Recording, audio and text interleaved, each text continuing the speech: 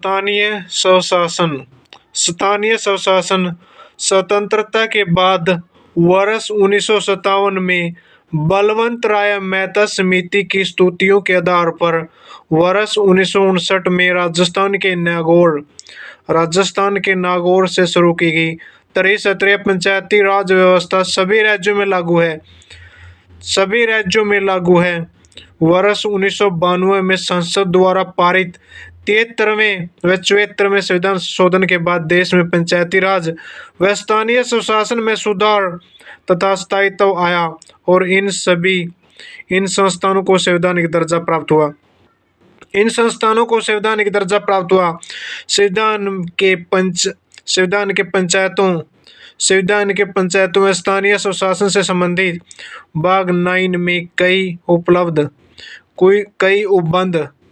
भाग नंबर 9 में कई उपबंध तथा 11वीं और 12वीं अनुसूचियां जोड़ी गई। भारत में पंचायती राज व्यवस्था त्रिस्तरीय है। इसमें ग्राम सत्र पर ग्राम सभा, खंड या प्रखंड सत्र पर पंचायत समिति तथा जिला सत्र पर जिला परिषद होती है। पंचायत के सदस्यों और सरपंच का चुनाव प्रत्यक्ष रूप से होता है। मध्य सत्र पर अध्यक्ष का भी प्रत्यक्ष रूप से चुनाव होता है। जिला सत्र पर मताधिकारी केवल चुने हुए सदस्यों का होता है। जिला सत्र पर मताधिकार केवल चुने हुए सदस्यों का होता है। आरक्षण अनुसूचित जाति और जनजातियों के लोगों के लिए उनकी जनसंख्या के अनुपात में आरक्षण की व्यवस्था है। महिलाओं के लिए 1/3 स्थान आरक्षित है। स्वतंत्रता के बाद 1957 में बलवंत राय मेहता समिति की स्तुतियों के आधार पर 1959 में राजस्थान के नागौर से शुरू की गई त्रिस्तरीय पंचायती राज व्यवस्था सभी राज्यों में लागू है। 1992 में संसद द्वारा पारित 73वें व 74वें संविधान संशोधन के बाद देश में पंचायती राज व स्थानीय स्वशासन में सुधार तथा स्थायित्व आया और इन संस्थानों को संवैधानिक दर्जा प्राप्त हुआ। संविधान के पंचायतों व स्थानीय स्वशासन से संबंधित भाग नंबर 9 में कई उपबंध हैं। 11वीं और 12वीं अनुसूचियां जोड़ी गई। बाद में पंचायती राज व्यवस्था त्रिस्तरीय है। भारत में पंचायती राज व्यवस्था त्रिस्तरीय। इसमें ग्राम सत्र पर ग्राम सभा, खंड व प्रखंड सत्र पर पंचायत समिति तथा जिला सत्र पर जिला परिषद होती है। पंचायत के सदस्यों और सरपंच का चुनाव प्रत्यक्ष रूप से होता है। मध्य सत्र पर अध्यक्ष का भी प्रत्यक्ष रूप से चुनाव होता है। जिला सत्र पर मताधिकार केवल चुने हुए सदस्यों का होता है। आरक्षण अनुसूचित जाति और जनजाति के लोगों के लिए उनकी जनसंख्या के अनुपात में आरक्षण की व्यवस्था। महिलाओं के लिए 1/3 स्थान आरक्षित है। कार्यकाल सभी पंचायती राज संस्थाओं के लिए 5 वर्ष की समान अवधि की व्यवस्था है। यदि किसी कारणवश संस्था भंग कर दी जाती है तो भंग किए जाने की तारीख से 6 महीने की अवधि समाप्त होने से पूर्व निकाय के गठन हेतु चुनाव प्रक्रिया पूरी हो जानी चाहिए। हरियाणा में पंचायती राज अधिनियम राज्य के गठन के उपरांत संविधान के 73वें संशोधन के अनुरूप पंचायती राज अधिनियम 1994 बनाया गया। राज्य के गठन के उपरांत संविधान के 73वें संशोधन के अनुरूप हरियाणा पंचायती राज अधिनियम 1994 बनाया गया, जो 22 अप्रैल 1994 से प्रभावी हुआ। 22 अप्रैल 1994 से प्रभावी हुआ। 24 अगस्त 1994 को हरियाणा पंचायती राज निर्वाचन नियमावली 1994 की रचना की गई तथा इसके बाद 16 फरवरी 1995 को हरियाणा पंचायती अधिनियम 1995 अधिसूचित किया गया। 14 अगस्त 1996 14 अगस्त 1996 को हरियाणा पंचायती राज वित्त बजट लेखा अंकलेषण कर एवं कार्य नियमावली 1996 अधिसूचित किया गया। 1996 अधिसूचित किया गया। हरियाणा पंचायती राज अधिनियम 1994 के तहत राज्य में पंचायती राज संस्थाओं को संविधान की 11वीं अनुसूची में वर्णित 29 विषयों से संबंधित अधिकार एवं कर्तव्य सौंपे गए, जिनमें से प्रमुख है ईंधन, सड़क, पुल, घाट, प्राथमिक शिक्षा, ग्रामीण विद्युतीकरण, परिवार व कल्याण, बाजार व मेले, गरीबी उन्मूलन योजनाएं, पर्यावरण संरक्षण व वृक्षारोपण, चकबंदी, भूमि सुधार, पेयजल, छोटी नहरें व सिंचाई, पशुपालन, पशुओं का चारा, खाद्य व ग्रामीण उद्योग, सार्वजनिक वितरण व्यवस्था, सार्वजनिक स्वास्थ्य आदि। हरियाणा में पंचायती राज अधिनियम। राज्य के गठन के उपरांत संविधान के 73वें संशोधन के अनुरूप हरियाणा पंचायती राज अधिनियम 1994 बनाया गया, जो 22 अप्रैल 1994 से प्रभावी हुआ।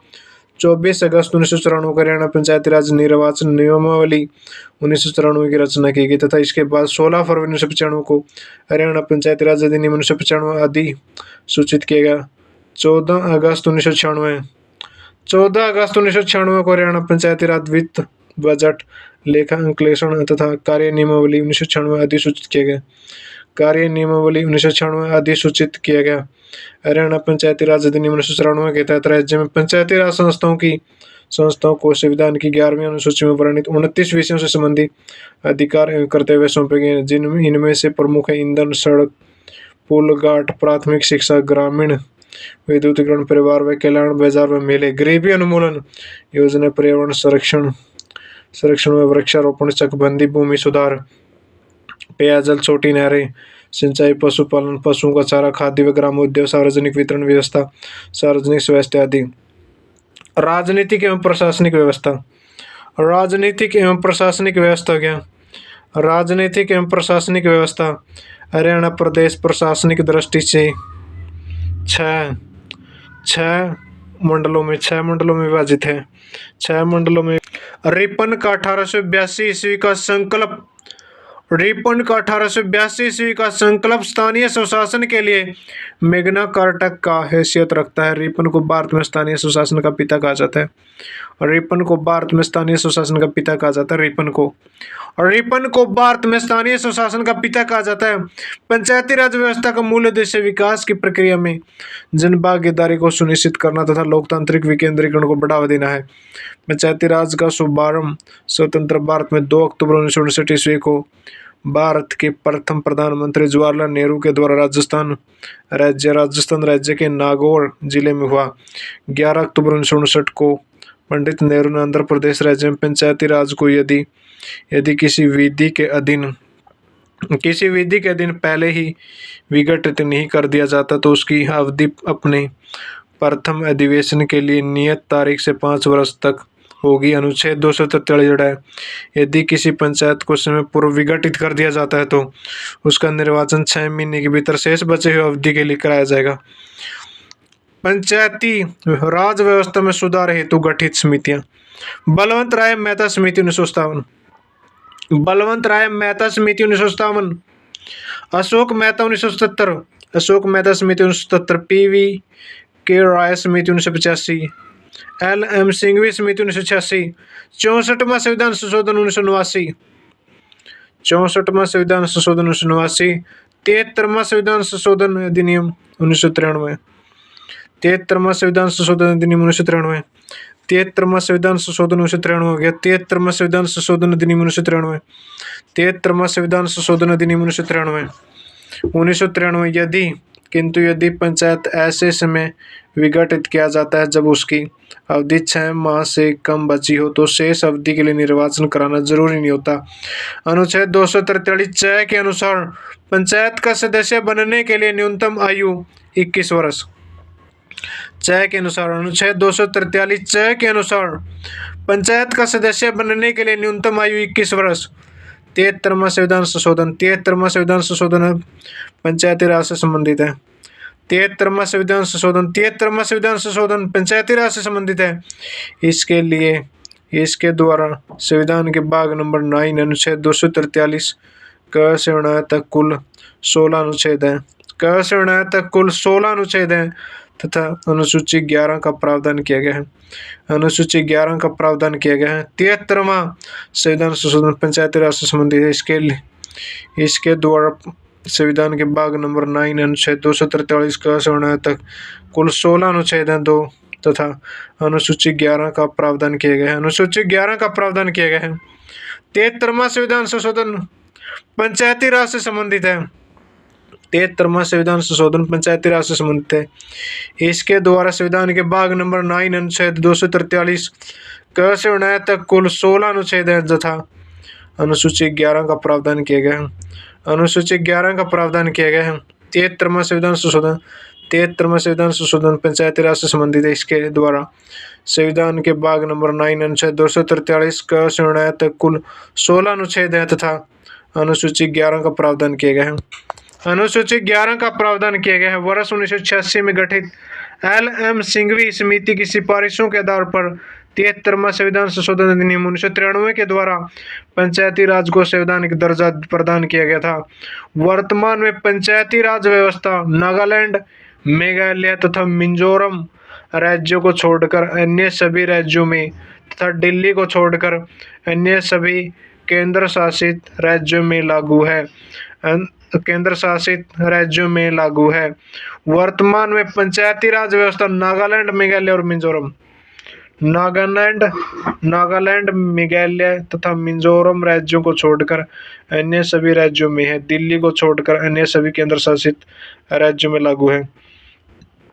वर्तमान में पंचायती राज व्यवस्था नागालैंड, मेघालय तथा मिजोरम राज्यों को छोड़कर अन्य सभी राज्यों में तथा दिल्ली को छोड़कर अन्य सभी केंद्र शासित राज्यों में लागू है। वर्तमान में पंचायती राज व्यवस्था नागालैंड, मेघालय तथा मिजोरम राज्यों को छोड़कर अन्य सभी राज्यों में तथा दिल्ली को छोड़कर अन्य सभी केंद्र शासित राज्यों में लागू है। वर्तमान में पंचायती राज व्यवस्था नागालैंड, मेघालय तथा मिजोरम राज्यों को छोड़कर अन्य सभी राज्यों में तथा दिल्ली को छोड़कर अन्य सभी केंद्र शासित प्रदेशों में लागू है। वर्तमान में पंचायती राज व्यवस्था नागालैंड, मेघालय तथा मिजोरम राज्यों को छोड़कर अन्य सभी राज्यों में दिल्ली को छोड़कर अन्य सभी केंद्र शासित राज्यों में लागू है। केंद्र शासित राज्यों में लागू। वर्तमान में पंचायती राज व्यवस्था नागालैंड, मेघालय तथा मिजोरम को छोड़कर अन्य सभी राज्यों में तथा दिल्ली को छोड़कर अन्य सभी केंद्र शासित राज्यों में लागू है। 73वां संविधान संशोधन की मुख्य बातें। नंबर 1, इसके द्वारा पंचायती राज के त्रिस्तरीय ढांचे का प्रावधान किया गया। ग्राम स्तर पर ग्राम पंचायत, प्रखंड स्तर पर पंचायत समिति तथा जिला स्तर पर जिला परिषद के गठन की व्यवस्था की गई। नंबर 2, पंचायती राज संस्था के प्रत्येक सत्र में 1/3 स्थानों पर महिलाओं के लिए आरक्षण की व्यवस्था की गई तथा इसका कार्यकाल 5 वर्ष निर्धारित किया गया। पंचायत भंग होने में 6 माह के अंदर निर्वाचन होंगे। 4, राज्य की संचित निधि से इन संस्थाओं को अनुदान देने की व्यवस्था की गई। राज्य की संचित निधि से इन संस्थानों को अनुदान देने की व्यवस्था की गई। 73वां संविधान संशोधन के बाद पंचायती राज अधिनियम का निर्माण करने वाला प्रथम राज्य था कर्नाटक। 73वें संविधान संशोधन के बाद पंचायती राज अधिनियम का निर्माण करने वाला प्रथम राज्य था कर्नाटक। 73वें संविधान संशोधन के बाद पंचायती राज अधिनियम का निर्माण करने वाला प्रथम राज्य था कर्नाटक। प्रथम राज्य क्या था? कर्नाटक था। 73वें संविधान संशोधन के बाद 73वां संविधान संशोधन के बाद पंचायती राज अधिनियम का निर्माण करने वाला प्रथम राज्य था नागालैंड। प्रथम राज्य था कर्नाटक। 73वां संविधान संशोधन के बाद पंचायती राज अधिनियम का निर्माण करने वाला प्रथम राज्य था कर्नाटक। 73वां संविधान संशोधन के बाद पंचायती राज अधिनियम का निर्माण करने वाला प्रथम राज्य था कर्नाटक। 74वां संविधान संशोधन नगर पालिकाओं से संबंधित है। इसके द्वारा संविधान के भाग नंबर 9 का अनुच्छेद 243 त से य 6 तक एवं 12वीं अनुसूची का प्रावधान किया गया। नगर पालिकाओं को 12वीं अनुसूची में वर्णित कुल 18 विषयों पर विधि बनाने की शक्ति प्रदान की गई है। विधि बनाने की क्या दी गई है? शक्ति प्रदान की गई। विधि बनाने की क्या दी गई है? शक्ति प्रदान